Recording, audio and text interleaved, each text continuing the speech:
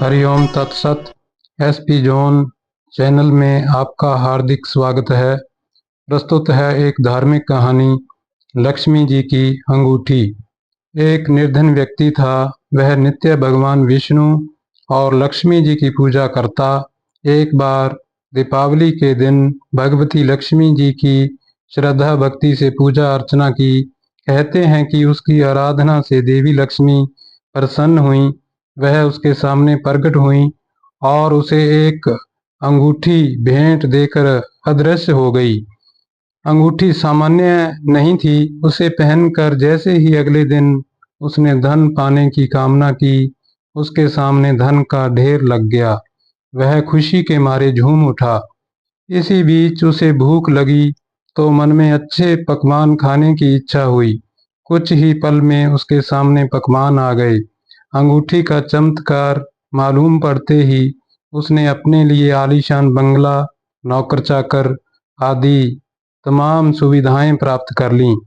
वह भगवती लक्ष्मी की कृपा से प्राप्त उस अंगूठी के कारण सुख से रहने लगा। अब उसे किसी प्रकार का कोई दुख, कष्ट या चिंता नहीं थी। नगर में उसका बहुत नाम हो गया।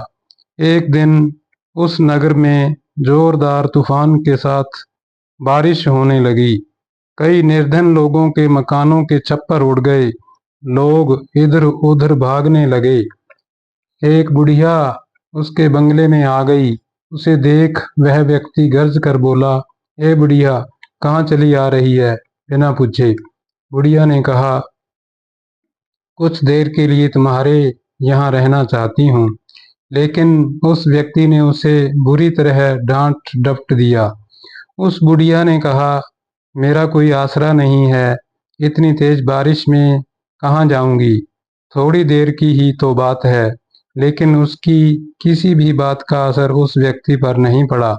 जैसे ही सेवकों ने उसे द्वार से बाहर किया, वैसे ही जोरदार बिजली कौंधी। देखते ही देखते उस व्यक्ति का मकान जलकर खाक हो गया। उसके हाथों की अंगूठी भी गायब हो गई।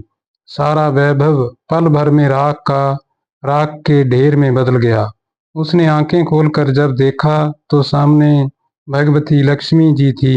जो बुढ़िया कुछ देर पहले उसके सामने दीनहीन होकर गिड़गिड़ा रही थी, वही अब लक्ष्मी जी के रूप में उसके सामने मंद मंद मुस्कुरा रही थी।